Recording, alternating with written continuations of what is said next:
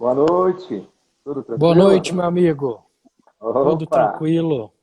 Como é que tudo tá aí no certo. sul? Tá calor também, igual aqui? Tá calor, cara. Tá bem quente aqui. Tá 34 graus de dia aí, tá bem quente. Eu vou te apresentar pro pessoal. O pessoal já Aham. deve conhecer, mas hoje é minha noite de tiete, porque realmente eu já acompanho seu trabalho há algum tempo e fiquei É. muito feliz de você aceitar fazer a live comigo. Doutor Ricardo, cirurgião cardíaco, ele tem um podcast, Além do Bisturi, que foi um dos podcasts aí que eu zerei o Tribo Forte, aí estava procurando outros, achei o seu, zerei ele também. Aham. Então, vamos dizer assim, realizei lives com algumas pessoas que eu admiro e você está nesse hall aí dessas pessoas que eu admiro, Opa, que beleza. para os meus seguidores saberem que é uma noite especial aí para mim. E fala um pouquinho da sua história, Ricardo, assim, da sua formação e de como que você entrou aí na vida saudável, na low carb. Tá. Eu sou médico formado aqui no Paraná mesmo, Curitiba, né, pela PUC, e acabei fazendo a minha especialidade em cirurgia cardiovascular, né, cirurgia cardíaca, e daí depois, mais tarde, fiz a mestrado em clínica cirúrgica. Quando, há mais ou menos uns 3 anos e meio atrás, mais ou menos, eu vinha fazendo controles meus de check-up, assim, fazia tempo que eu não fazia um exame de sangue, vamos ver como é que tá a minha saúde. E eu me surpreendi em, de repente, achar um triglicerídeo de 280, uma atividade inflamatória dentro do normal, mas no limite superior, uma proteína C reativa meio elevada, e um colesterol normal, as coisas assim, eu fiquei meio preocupado, achei, mas o que será que está acontecendo, né? Porque minha alimentação não é, eu me alimento mais ou menos como eu sempre ouvia falar e aprendi na faculdade, de comer a cada 3 horas e um pouquinho de tudo, mas não exagerar, aquela situação, né, que a gente não realmente não tem nenhuma educação de nutrição na escola médica, né? A gente não tem uma cadeira de nutrição, por vezes a gente acaba falhando muito em saber orientar e saber usar, né, a nutrição para nós mesmos. E daí eu comecei a ficar preocupado, falei assim, não, de jeito nenhum, não posso ficar dessa forma, vou tomar um remédio. Peguei, me prescrevi para mim mesmo lá para baixar o triglicerídeo, com Lipanon, vou tomar esse medicamento aqui, vai ficar bom. Repeti em um mês, as minhas transaminases hepáticas estavam explodindo. Daí eu falei assim, oh, agora eu vou ter que aprender o que está acontecendo, porque ou eu vou morrer de insuficiência hepática tomando um remédio, ou eu vou ter que aprender a diminuir meu triglicerídeo na minha alimentação.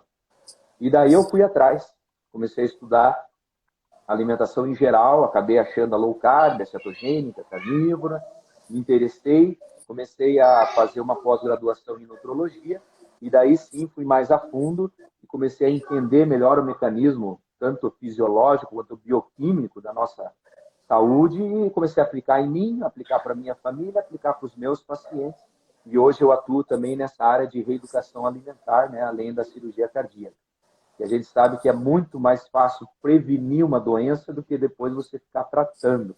O tratamento muitas vezes não tem um resultado final curativo, é só uma coisa paliativa. Você vai ter que ficar ou dando remédio ou fazendo vários tipos de cirurgias, tentando resolver sempre as consequências e nunca as causas. Exato. Não, você falando, aí passa um filme na minha cabeça também, que eu fui para esse lado pelos mesmos motivos, né?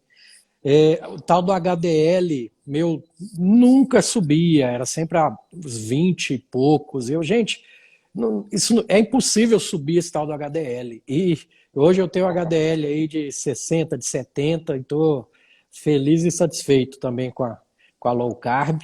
Isso, a gente vai entrar nesses detalhes aí nos próximos assuntos, né, Ricardo? Sim, sim. Então, então pronto, vamos entrar nos temas, que eu acho que o pessoal Vamos. Já já está sabe entrando aí. por alto, já entrou a maioria. Então pronto, estou falando com um médico tradicional que também entende um pouco vamos dizer, da medicina integrativa mesmo, que é essa parte que integra alimentação, psicológico, que tudo o pessoal tem que pôr um rótulo, né, Ricardo? Então, esse é o rótulo que a gente trabalha com medicina integrativa. Então, do seu ponto de vista, qual o verdadeiro vilão? Gorduras saturadas ou carboidratos refinados? Pois é, isso aí realmente é um paradigma que a gente vem agora na área de nutrição, né? Que é justamente o tirar a culpa das gorduras, né? Vamos Mas lá. então, vamos começar a falar então da questão das gorduras e dos carboidratos, né? Quem que é o verdadeiro vilão? Isso. Essa teoria das gorduras, infelizmente, aí criada e embasada devido a muitos estudos observacionais lá na década de 50, onde entraram fisiologistas famosos como Ansel Keys, querendo demonstrar, né, sempre o problema da gordura como a vilã das doenças do infarto, né, principalmente que foi estudado na época. Ela se criou devido a que não se entendia o porquê acontecia infarto. Então, as pessoas faziam muitas vezes uma necrópsia, encontravam lá um endurecimento em artéria, uma placa endurecida, a presença de um coágulo, iam investigar aquilo histoquimicamente e acabavam achando colesterol dentro daquela placa. Com o tempo, começou a se ver que no sangue a gente tinha lipoproteínas que carregavam o colesterol, e daí começou a se associar, vendo que algumas delas levavam colesterol para as células, outras traziam, e começou a se criar essa ideia, então, de que existe uma lipoproteína que é ruim, que leva e pode fazer entupimento de artéria, porque deixa o colesterol lá, e uma outra que é boa, porque traz de volta e acaba melhorando e evitando as doenças cardiovasculares. Isso foi um grande erro, na verdade, um dos maiores da medicina, que foi justamente você conseguir associar causa e efeito num estudo observacional. O estudo observacional ele não tem esse poder, porque você envolve muitos outros fatores que podem estar influenciando, e, na verdade, o estudo observacional tem, sim, a sua validade como uma diretriz, mais ou menos um caminho a ser seguido quando você tem alguma coisa que se mostrou em uma determinada população. Mas nunca você vai poder associar, dizer que isso realmente provoca ou não. É que nem aquela frase famosa, né? Você fala, todo mundo toma água, todo mundo morre. E daí você coloca isso numa frase só. Todo mundo que toma água morre. É uma verdade, mas não tem correlação nenhuma. As pessoas não morrem porque tomam água. E isso aconteceu naquela época. Por quê? Porque, assim, você sabia que o colesterol estava presente na placa de aterosclerose, que provocava o infarto. E você sabia que quem levava o colesterol para as células era o LDL. E você sabia que quando você comia produtos de origem animal, você subia o seu LDL. E daí eles fizeram a correlação completamente absurda, que não podia ter sido feita. E então, se você comesse produtos de origem animal, a gordura saturada da carne, você levaria, então, ao problema do infarto. Então, se perdeu no meio do caminho essa conexão de correlações, e a indústria, se aproveitando do momento, tinha que colocar alguma coisa no lugar da gordura, porque ninguém come a gordura, ela dá o paladar da comida. Se você não tem gordura, o que eu vou colocar? Açúcar. E daí veio o açúcar, né, com todos os seus atributos, aí, o refinado, para começar a trazer para nós aí a maior e a mais triste história da humanidade, que é essa epidemia que a gente tem hoje de obesidade e sobrepeso.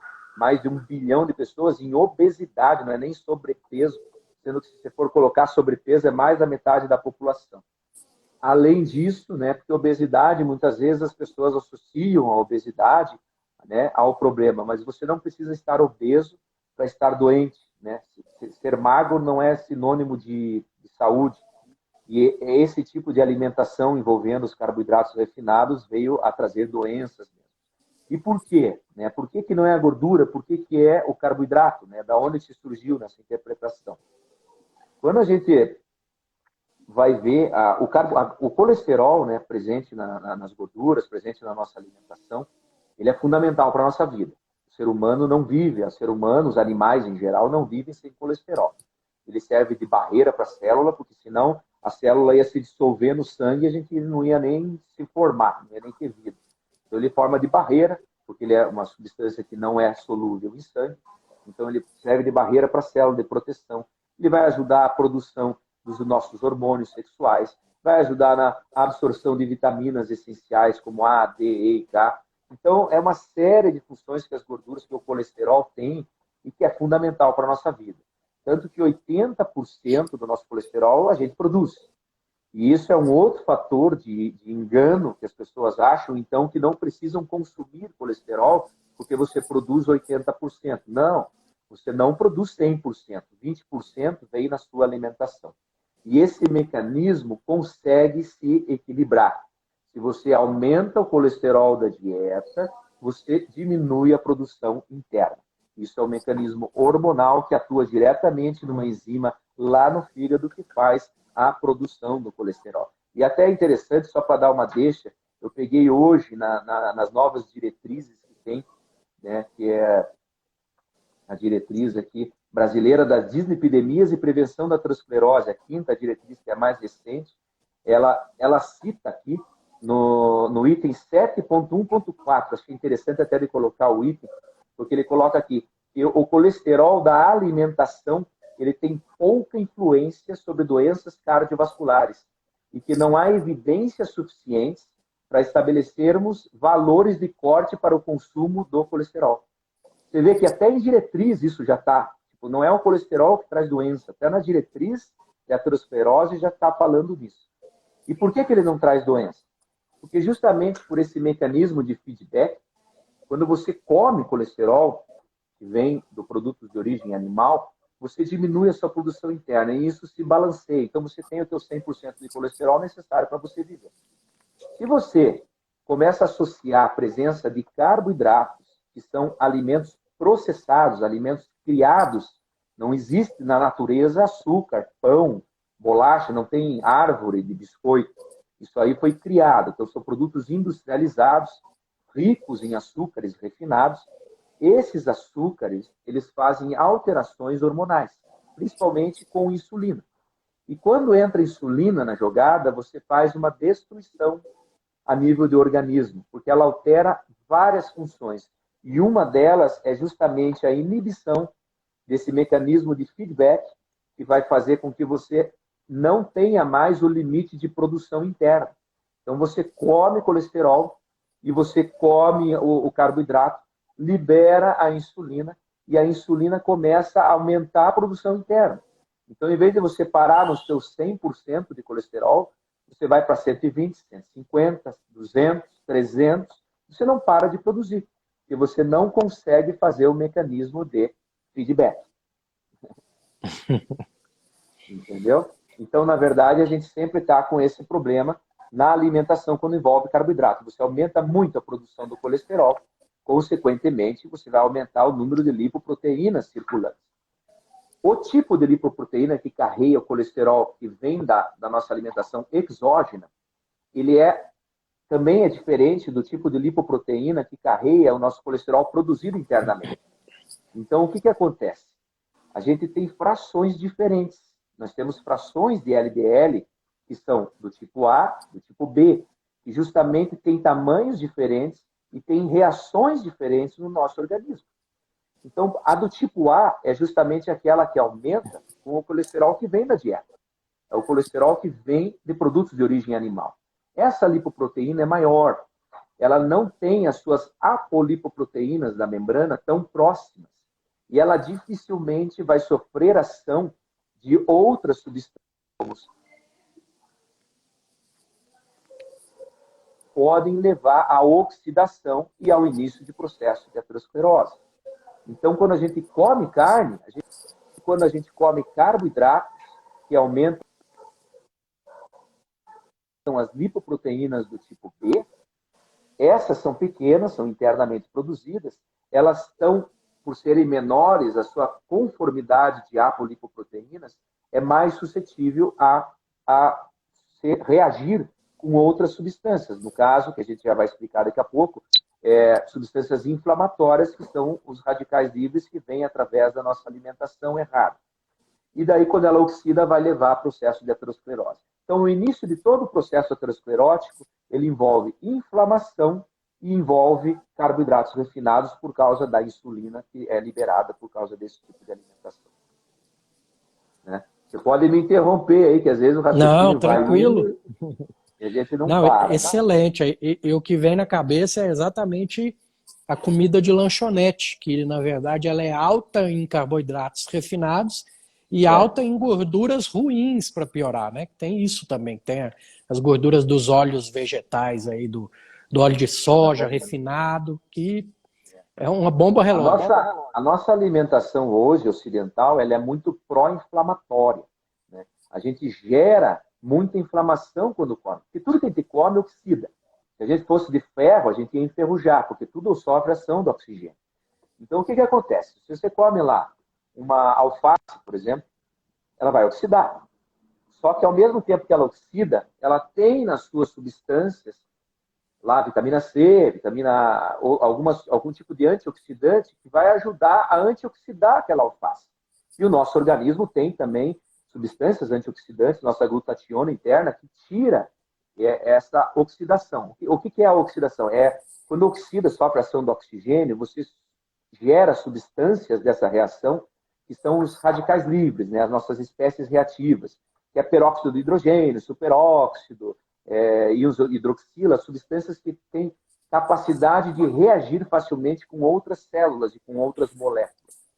Quando você começa, então, a comer o alface, você acaba continuando tendo a produção da sua antioxidação. Então, você não acontece nada com o seu organismo. Quando você come carnes, que tem lá a proteína, a gordura, ela já vem com glutationa interna dela pré-formada, já vem com carnosina, que também é um antioxidante, e mais a nossa glutationa interna, você neutraliza também, você não tem produção excessiva de radicais livres porque você neutralizou a sua oxidação. Agora você come carboidrato. Vamos lá, pega um pão. Você come um pão. Ele não tem nada. Não tem nenhum nutriente que vai ajudar a antioxidar ele. E você não consegue, muitas vezes, parar de comer porque ele não sacia, ele não tem proteína. O que faz saciedade na nossa alimentação é proteína. Então você não para de comer, você come aquilo várias vezes ao dia, por muitas vezes. É aquele pacote de bolacha que você come inteiro, é o pacote de salgadinho que a pessoa come inteira, é o pacote de bis que ela entra, é impossível comer um só, ela come todo o pacote. E daí o que acontece? Você gera um estresse oxidativo, excesso de substâncias reativas que inflamam o nosso organismo, que são o princípio do processo aterosclerótico. Essas espécies reativas, elas vão reagir aonde? Aonde elas estão sendo produzidas. Ou é no intestino, depois você vai poder falar bem para nós, que é lá no finalzinho do cólon, que vai fazer uma destruição da mucosa e começar com câncer de cólon, ou é dentro do vaso sanguíneo para onde ela foi levada. O vaso sanguíneo ela vai agir lá na membrana, que é o endotélio que recobre o vaso sanguíneo, vai fazer a peroxidação lipídica, destrói a célula, começa uma lesão. Aí sim, a LDL passando por ali, se ela é pequenininha, ela reage com essas outras espécies reativas, cai dentro daquela lesão que foi gerada na parede endotelial, nosso organismo vai se defender, leva células de defesa lá, que é o macrófago, engole tudo aquilo lá, forma uma célula gordurosa e é a aterosclerose. E daí, para isso, só cresce, só piora, vai entupir vaso, vai dar infarto, vai dar derrame, vai dar amputação de perna, vai dar nefropatia, vai dar problema visual e assim vai, né? Onde formar a aterosclerose. Então, tudo isso associado a um excesso de carboidratos refinados. Né? Carboidratos, em geral, né, que têm um alto índice glicêmico, mas claro que os refinados que não são comida de verdade são os principais vilões aí da nossa doença. Verdade. Não, você detalhou bem, deixou bem simples mesmo alguns mecanismos aí que o pessoal tem dificuldade de entender. E você falou do pão. O pão, além de tudo, tem bromato, que inflama. Além de tudo, tem o glúten, né, do trigo ali. Então, Exatamente. gente, para o intestino, o pão não serve para nada. Pelo contrário, é só para te inflamar mesmo, né? Então, Exatamente. Ricardo, acho que você cobriu bem esse primeiro assunto. Então Uhum. vamos para o nosso segundo tema. Você deve ter ouvido isso muitas vezes, né? Meu colesterol tá alto. tá? Qual o jeito de eu interpretar esses exames? É pelo colesterol total alto mesmo? Eu já vou tacar uma simvastatina nesse paciente, que é o que a maioria dos médicos fazem, né? Como é que você vê isso aí no seu consultório? Então, isso é um grande problema, na verdade, né? Porque as pessoas, justamente por essa ideia anterior de que o LDL é uma lipoproteína ruim, que leva o colesterol, eles se baseiam basicamente no colesterol total e no seu LDL para lhe dizer se você vai ter que tomar remédio ou não, né? Isso é um grande erro, grande erro. Por quê? Primeiro que o LDL é uma substância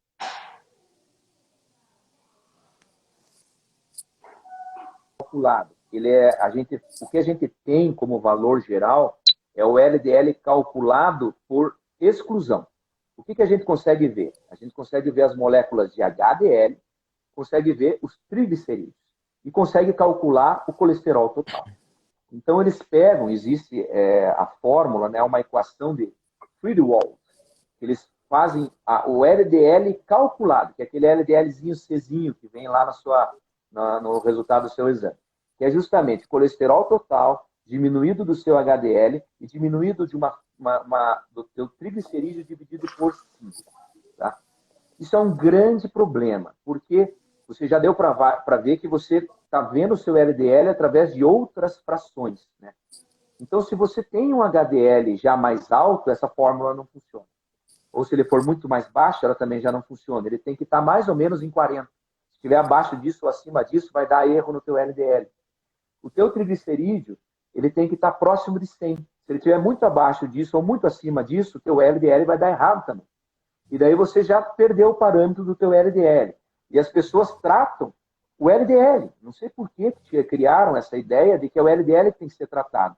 E ainda mais que a gente sabe que tem frações diferentes de LDL, não é nem o calculado que a gente vai usar. Você tem que ter essas frações. Lá fora, no americano, ele utiliza o Vertical Auto Profile. Você tem 14 subtipos de LDL para você avaliar. Aqui no Brasil, você pode calcular a sua LDL peroxidada, que seria aquela que tem chance de trazer problema para você, de oxidar, trazer doença. Só que é um exame que custa R$ 1.600, não tem pelo SUS, não tem nenhum convênio que pague e tem poucas pessoas que conseguem ter dinheiro para pagar um exame desse. Então, o que você tem que fazer? Você realmente tem que se basear nas outras frações lipídicas que estão circulando. Então, a gente não, né? Já existe isso há muito tempo, criou-se algumas correlações que são importantes para avaliar o tipo da sua LDL. Se a tua LDL que está alta é aquela ruim, do tipo B, ou se é a boa, que é a do tipo A. Como é que a gente faz isso? Através do seu triglicerídeo, através do seu HDL e através do seu colesterol total. Assim como é a fórmula de Friedewald. Só que a gente não coloca tentando supor quanto é o LDL. A gente faz o cálculo como que essas frações estão se correlacionando. Então, você pega o seu triglicerídeo, divide pelo seu HDL. Isso tem que dar abaixo de 1,7. Se essa correlação está abaixo de 1,7, significa que o seu triglicerídeo está baixo, o seu HDL está alto, e que as suas LDLs, que estão lá em qualquer número, seja 300 ou seja 100, não são as frações ruins, porque elas não estão correlacionadas ao aumento do seu triglicerídeo nem à diminuição do seu HDL. Outra correlação que a gente utiliza também é o HDL dividido pelo seu colesterol total. Essa correlação tem que estar acima de 0,24. Também vendo que o seu HDL está alto, você não precisa se preocupar com o seu LDL. Muitas vezes ele vai estar dentro dos seus limites normais e a fração aumentada é justamente a fração que não vai fazer mal para você. E outra correlação que é pouco lembrada, mas que dá para fazer, é as correlações entre apolipoproteínas. Porque na membrana da LDL, seja A, seja B, você tem as apolipoproteínas do tipo B, que é prevalente. E no HDL, você tem a membrana, a apolipoproteína do tipo A. Então, você faz uma correlação entre B e A e divide. E isso tem que dar abaixo de 0,7. Significa que as frações LDLs, se elas estiverem elevadas, mas se a sua ApoA estiver elevada também através das HDLs, você não precisa se preocupar com isso. Então, a gente tem que ter uma noção do perfil lipídico completo, não só de uma fração LDL para usar um medicamento para tratar. Quando você tiver LDLs do tipo B aumentadas, que através dessas correlações você sabe, você vai ter que provavelmente iniciar um tratamento medicamentoso. Só que o tratamento medicamentoso em pacientes sem doença diagnosticada é só o período de adaptação da alimentação. Não é uso contínuo, não é tomar remédio por resto da vida. Você vai regular a alimentação, você vai regular o teu triglicerídeo, você vai aumentar o teu HDL e você vai tirar a estatina. A estatina, ela serve como tratamento emergencial nesses casos. Tá? Pronto. Depois nós vamos Excelente. falar aí de quando que a gente realmente indica o uso de estatina. Né? Isso. Vai entrar nas perguntas. Hoje em dia, eu já vejo totalmente diferente quando pego um exame de colesterol, dos triglicéridos, etc. Porque eu também já fui médico tradicional, né? Que não via dessa forma. Então, hoje, vê se eu estou enganado. Quando eu pego o exame, meu olho já vai direto no triglicérides, porque o triglicérides mostra para mim a quantidade de açúcar que aquela pessoa está consumindo. Se ele tiver alto, é porque o carboidrato na alimentação dessa pessoa está alto. Eu estou certo nisso? Açúcar e álcool, né?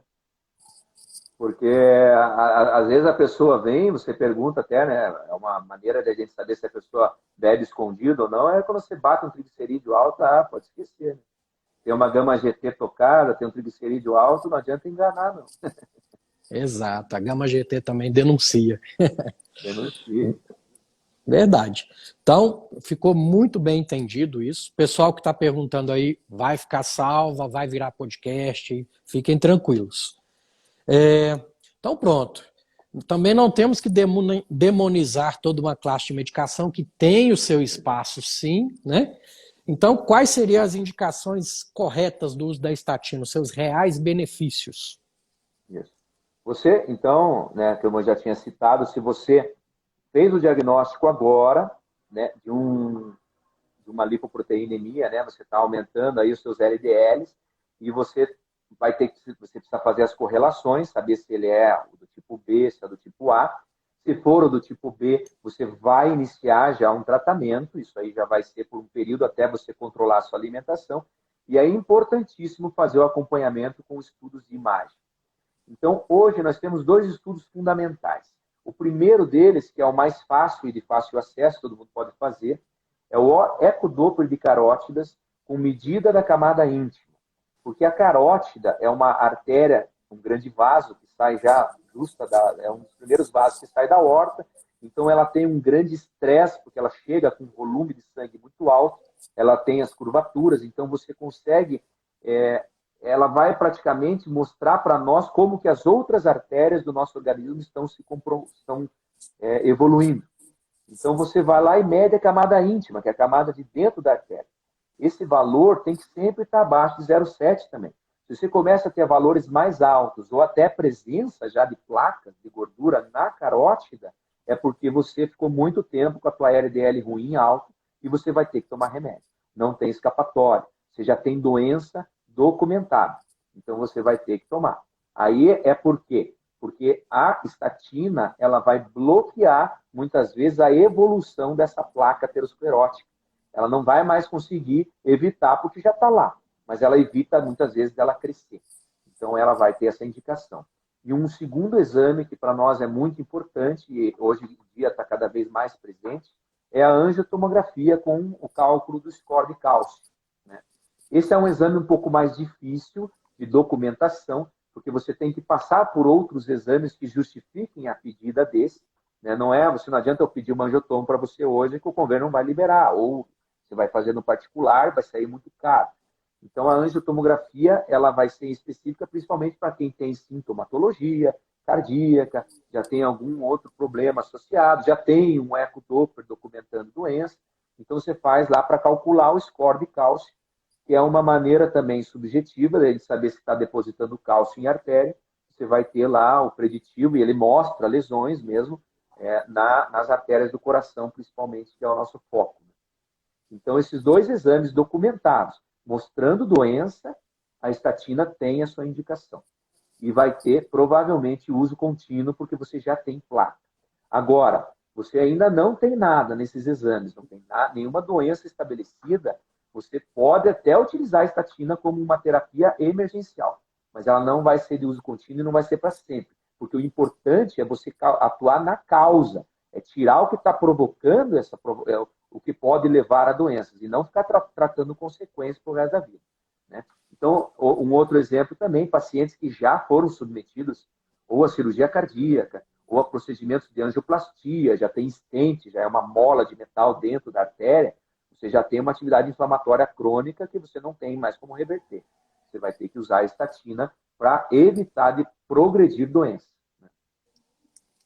Excelente. O pessoal que já infartou uma vez, o pessoal que já teve AVC, eles também têm uma indicação do uso mais contínuo, né, Ricardo? Exato. Tem doença documentada, já teve algum problema que realmente mostrou no exame, né? Fez um cateterismo, tem doença arterial, seja na cabeça, seja no coração, tem que aí usar medicamento. E até mesmo periférico, né? Às vezes pessoas têm já doença periférica, aterosclerótica avançada, devido a comorbidade, diabetes associada, né? Aí você também tem que tratar com estatina. Então, estatina trata doença, ela não trata exame. É isso que é importante a gente colocar nesse papel. As pessoas hoje em dia põem indiscriminadamente o uso da estatina tratando exame. Você pega lá um cara com 200 de colesterol, 205 de colesterol e com 120 de LDL, ele está com estatina. É um absurdo, porque a estatina tem os seus efeitos colaterais, ela não é um remédio inócuo, ela vai progredir com uma série de problemas, começando com o diabetes, depois na demência no idoso, vai trazer dores musculares, vai trazer um monte de alteração hepática, coisas que você, muitas vezes, é difícil de controlar. Então, o remédio, a gente trata doença, não trata exame, né? Excelente. E os casos de hipercolesterolemia familiar, eles precisam? Como que a gente desconfia se tem isso? Isso aí a gente realmente tem que, primeiro, claro, através da anamnese, a gente sempre procura ver o histórico familiar da pessoa, porque se já tem histórico na família, grande chance disso já vir, ainda mais quando é avô, quando é uma pessoa mais velha, que na época deles ainda não tinha tanto carboidrato, não tinha tanta doença relacionada à alimentação, então aí a gente tem que pesquisar. São normalmente pacientes mais jovens que já chegam com seus não só níveis de colesterol, mas de triglicérides, ácidos, LDL, HDL, tudo alterado por alteração de produção interna. Então, isso aí muitas vezes é genético, através aquele mesmo mecanismo de produção do colesterol lá no fígado, ele acaba tendo uma perda do feedback, ele começa a ter um aceleramento enzimático, acaba tendo produção exagerada e você vai gerar doença. Esse tipo de paciente tem que ser investigado. A gente consegue fazer investigação hoje, inclusive com DNA. A gente consegue fazer a nutrigenética hoje, consegue até achar o paciente que é realmente hipercolesterolêmico. Não é aquele que adquiriu uma hipercolesterolemia pela alimentação, mas sim aquele que já tem outras. Inclusive, a gente fala muito de lipoproteínas, e tem uma lipoproteína do tipo A, que é uma asinha pequenininho, que é a LPA, né, que a gente chama, que ela é genética. A gente sabe que pessoas que têm o nível elevado dela, ela não altera com a alimentação, e quem tem esses níveis elevados dessa LPA tem o maior risco de doença e tem que tratar. Infelizmente, a gente tem coisas que a gente não tem, fogem da nossa... não é só controle alimentar que vai resolver. Então, esses pacientes que têm já doença familiar, vai ter que primeiro fazer todo o estudo, ver se realmente porque muitas vezes, eu diria até 90% das pessoas que são colocadas como hipercolesterolemia familiar não é erro alimentar por causa de insulina alta, você só tira a insulina da jogada e a pessoa normaliza, enquanto que os outros 20% ali, 10% vão ter doença mesmo que vão ter que ser tratados. Mas esses são fáceis de achar, são normalmente pacientes magros, jovens, é completamente o oposto do paciente que tem a doença de aumento de colesterol por causa de alimentação, que já é um cara com sobrepeso, já tem mais idade, né, já tem outros acometimentos. Excelente.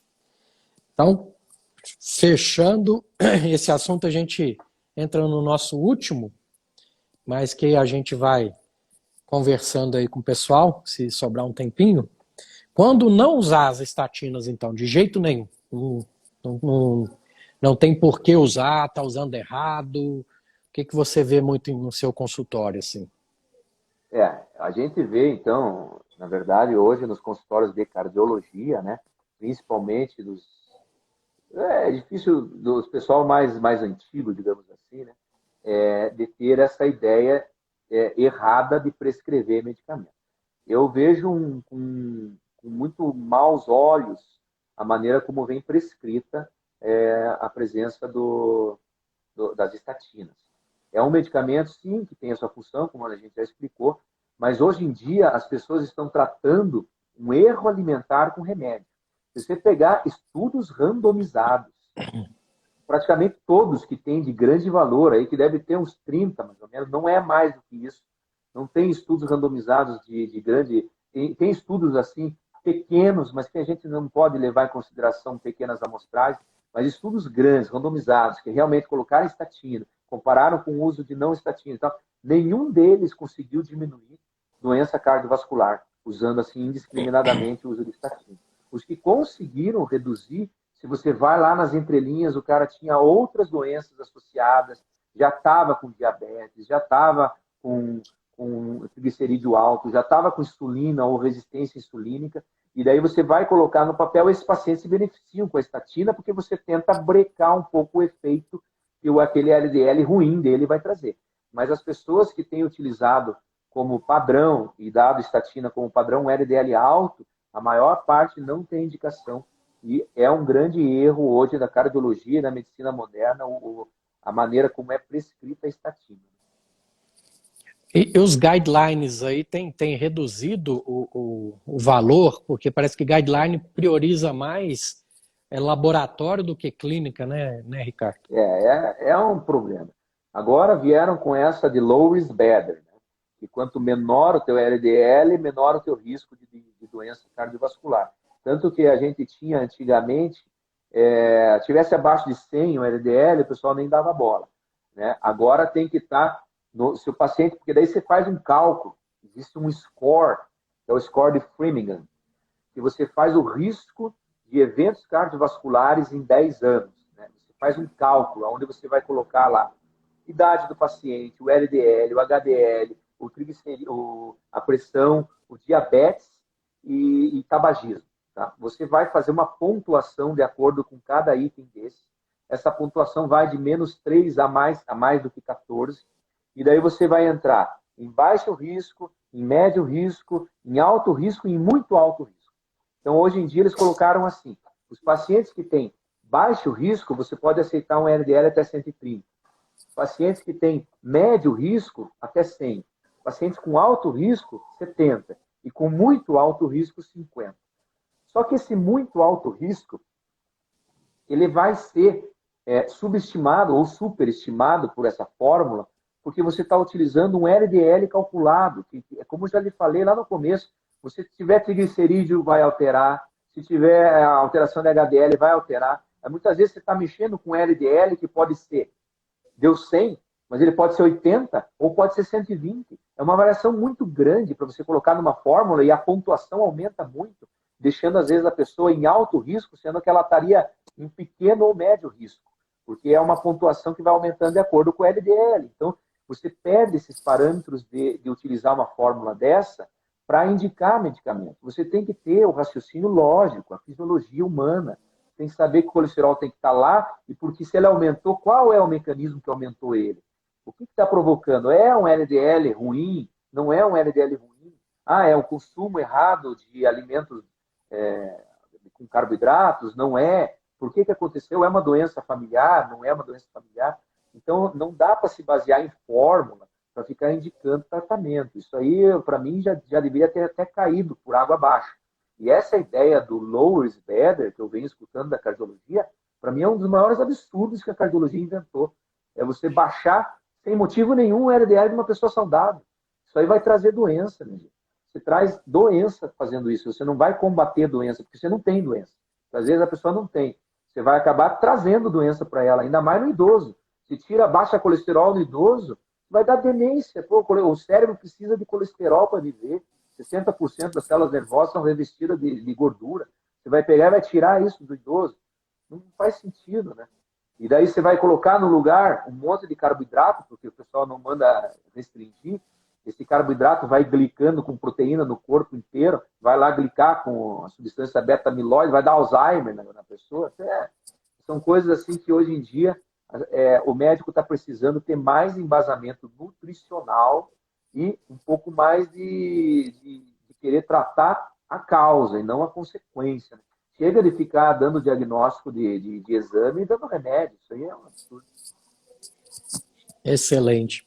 E também a crítica cabe também aos pacientes também, né, Ricardo? Porque muitos nos procuram querendo só um band-aid para continuar com os hábitos ruins, né?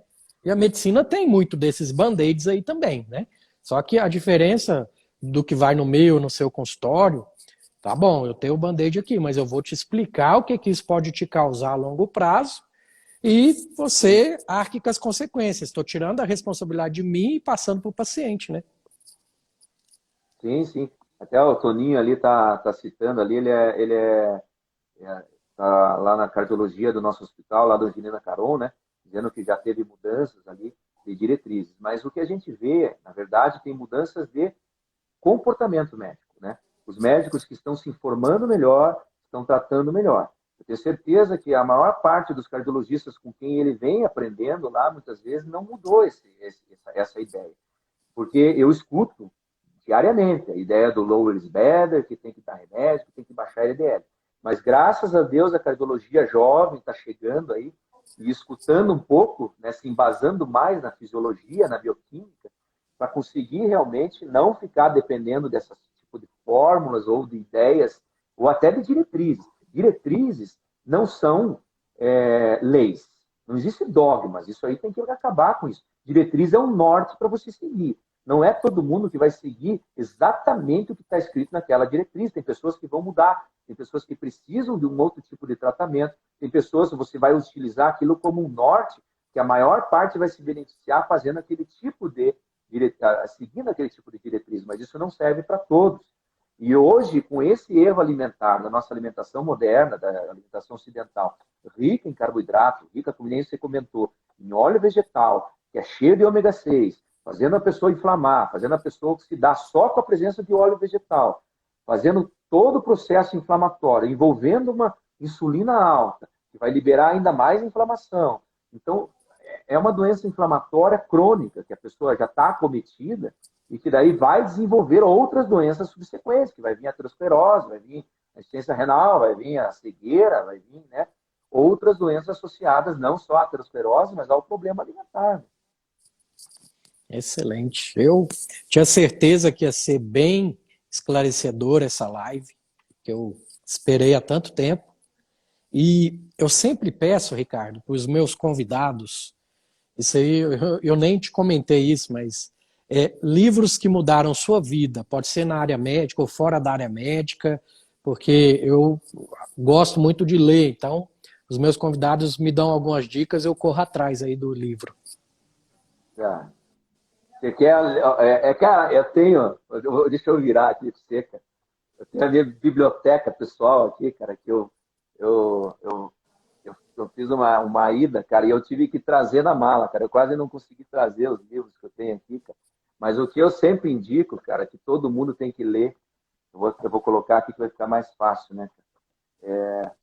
Esse livro aqui, né, o Good Calories e Bad Calories do Gary Taubes, né, cara? Isso aqui ele vai aparecer ao contrário aí por causa da imagem. Né? Mas esse livro, cara, é o papa para quem quer entender alguma coisa da questão da alimentação, né, baseada aqui. A Fat Chance, né, também. O Fat Chance, que é muito importante para quem está seguindo já uma alimentação low carb, né? Esse aqui, cara, para mim é o que trouxe toda a minha elucidação de vida, cara, né? Que é o Poor, White and Deadly, pô, já foi escrito, cara, lá em 72 pelo Yudikin, né, cara? E o cara já falava do erro alimentar, né, cara? E tem um outro muito bom aqui, cara, que é esse aqui, cara, que também é do Youth, cara, que é o Mito do Colesterol, cara. Também já é um livro bem mais antigo, cara. E que o cara, nossa, a partir dali você começa a ter a base de quanto errado foi a nossa educação médica, né, cara? Porque esses livros, eles trazem esclarecimento. E não é assim, tipo, não é, é um livro fácil de ler, cara, e ele tem todo o embasamento, cara. Não é porque é um livro que está escrito que eu vou acreditar. Você vai na referência do cara e você vai procurar de onde ele tirou isso. E daí você vê que a referência, pô, você pega livros de bioquímica, de fisiologia, você vai atrás, tem o Krause da nutrição, que sempre é muito citado ali, cara, que explica, cara, essa parte de colesterol de uma maneira maravilhosa. Então, e tem vários outros, mas assim, esses três, esses quatro aí, eu acho que é fundamental para quem está na área aí, atuando nessa área, de ler esse livro. Excelente, Ricardo. Então, para a gente finalizar, como que o pessoal te encontra, os projetos futuros? Pode falar aí do podcast, além do Então, bisturi. Espaço é seu. isso. Nós temos eu tenho com parceria com o Dr. Fábio Rieger, lá de Joinville, também adepto da low carb. Nós temos o Além do Bisturi, onde a gente faz alguns podcasts, até elucidando doenças específicas, né? Falando do ácido úrico, falando da esteatose hepática, falando do colesterol. É bem interessante, quem quiser entrar lá, é o Além do Bisturi Podcast. Tá? Dá para acessar tudo pela nossa bio, tanto minha quanto do Dr. Fábio Rieger, tem na bio do Instagram, né? Dr.Ricardo Schneider. Ali você consegue direcionar para todas as outras redes sociais, Facebook, LinkedIn, todas as outras, o Twitter, né? Tem pessoa que gosta de ir no Twitter, também dá para ir. Então, deixa esse recado aí, quem quiser seguir a gente no Instagram, e ali também vai. Deixa eu só ver, eu estou vendo que o pessoal perguntou ali, toda estatina aumenta a CPK? Sim, toda aumenta, mas ao ponto de dar dor, aí não é todas. Aí você sempre tem que estar regulando o nível da pessoa, do sentir da pessoa com o nível do medicamento e às vezes substituir. Tem pacientes que não suportam o uso da estatina por causa disso aí mesmo, que provoca muita dor. E às vezes não é dor, às vezes é um cansaço. A pessoa fica com cansaço generalizado, o dia inteiro cansado. E você vai ver o CPK que está aumentado ali. E ainda falaram ali, nome dos exames para saber se tem resistência insulínica. Você tem que dosar a tua insulina basal. Isso é importantíssimo. É um exame que os médicos não pedem. A hemoglobina glicada, ela é importante porque é uma maneira de a gente saber o quanto de glicose está sobrando, quanto que está se unindo com proteínas no corpo, né? Além da glicemia de jejum. Então, e o cortisol, né? O teu cortisol sempre tem que ser dosado. O cortisol é um hormônio que se contrabalanceia com a insulina. Então, insulina alta, cortisol alto. E cortisol é hormônio do estresse. Então, você tem que baixar cortisol, você tem que baixar a insulina. Certo. A Isabel, uma última pergunta para a gente fechar. 25% da carótida obstruída, né? tem que tomar estatina ou tem outra alternativa? Tem que tomar estatina. Não tem outra alternativa no momento. Você já tem placa, né? Você já tem placa de gordura. Claro que a alimentação é fundamental para que você não faça mais placas em outras artérias. Mas essa que já está com problema, você tem que tomar o remédio para conseguir segurar essa placa no lugar e ela não evoluir. Né? Além do que a alimentação é fundamental, né? Vai ter que cortar carboidrato refinado drasticamente, senão vai dar problema. Excelente. Depois eu passo para você o nome certinho dos livros, para a gente deixar, o pessoal está pedindo os livros, os links ali, a gente vê se passa certinho. Beleza. Só para passar um pouco de vontade no pessoal, tá para nascer um curso aí, eu não vou dar muitos detalhes, né, Ricardo? Que a gente tá fazendo com muito carinho aí e aguardem. Próximo aí já. A parceria boa aí. Bastante gente envolvida, bastante gente boa. Exato. Vamos trazer grandes novidades aí na área de nutrição e saúde. Né? Exato. Quer dar um recadinho final para a gente fechar? Acho que basicamente isso, a gente conversou bastante, né? Conseguiu falar. Só respondendo a Sônia ali, insulina basal, insulina em jejum é a mesma coisa, tá?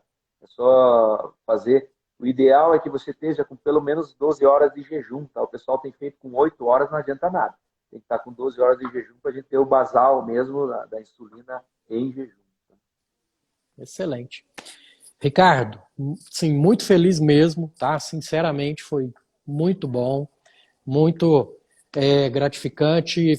Não conhecê-lo pessoalmente, mas pelo menos a gente está nesse bate-papo aí, você demonstrando realmente ser uma pessoa diferenciada mesmo, que eu julgava ser e tinha razão. Fica com Deus, gratidão sempre e carpe diem. Oh, sim, perfeito. Boa noite. Tchau, tchau. Boa noite. Tchau, tchau.